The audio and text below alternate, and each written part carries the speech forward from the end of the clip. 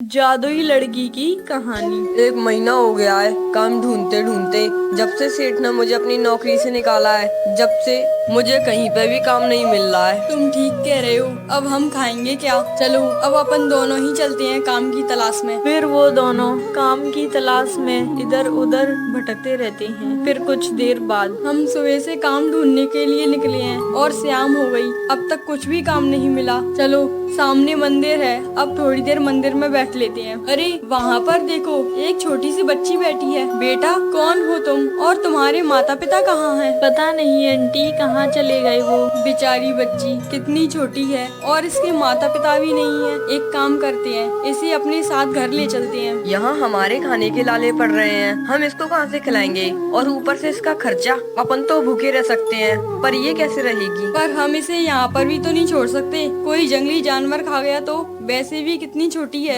एक काम करते हैं, अपन ले ही चलते हैं, जो होगा भगवान ही जाने। फिर वो उस बच्ची को अपने घर ले जाते हैं। अरे हमारे दरवाजे पर इतने सारे नोट कहाँ से आ गए? वो भी 2000 के 10 नोट। देखो मुझे तो लगता है ये भगवान ने ही हमको दिए हैं, हम तो रख लेते हैं। अगर कोई मांगने आएगा तो हम उसको दे देंगे। अगर कोई नहीं मांगे तो इन पैसों से अपन अपना व्यापार शुरू कर लेंगे। चलो अब बहुत रात हो गई है, इन पैसों को संभाल कर रख देते हैं और मंदिर में जो प्रसाद मिला था वही खाकर सो जाते हैं। फिर वो सब सो जाते हैं। फिर अगले दिन अरे ये क्या चमकना पत्थर है? सुनो उठ जाओ, देखो अभी मैं झाड़ू लगा रही थी तो मुझे ये पत्थर मिला। कहाँ है? बता कहाँ है? अरे पागल, ये तो सोने का बिस्किट है। मुझे तो ऐसे पता है कि जब हम काम करने आते थे पहले, तो हमारे सेठ जी ऐसे ही बनवा के रखते थे और मैं तो एक भी लाया नहीं हूँ।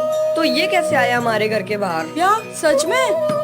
अरे दरवाजे पर कौन है? मैं भी खोल कर आती हूँ। क्या हुआ भैया, आप कौन हैं? मुझे लगता है ये पैसे लेने आया है। राजू को सेठ ने फिर से काम पर बुलाया है। ठीक है, वो आज से ही काम पर आ जाएंगे। फिर ऐसे ही उनके साथ ऐसा ही कुछ होने लगता है और उन्हें कहीं पैसे डले मिलते हैं तो कहीं सोना। फिर एक दिन पता है रमा, अब मैं मजदूर नहीं रहा। सेठ जी ने मुझे मुनीम बना दिया है और मेरी सैलरी 50,000 हो गई है। अरे वाह। सुनो मैं एक बात कहना चाहती हूँ, जब से ये लड़की हमारे घर पर आई है तब से हमारे घर पर कहीं पैसे मिलते हैं तो कहीं सोना। मुझे लगता है ये लड़की बहुत भाग्यशाली है, ये कोई जादुई लड़की है, इसी वजह से अपन को इतना पैसा और सोना मिल रहा है। तुम ठीक कहती हो, मुझे भी ऐसा ही लगता है। माँ मुझे बहुत भूख लगी है। ठीक है बेटा, मैं भी तुम्हारे लिए खाना लेकर आती हूँ। फिर बहुत दिन बीत जाते हैं और वो लड़की बहुत बड़ी हो जाती है और रमा के एक छोटा सा लड़का भी हो जाता है। फिर एक दिन अरे सुनो,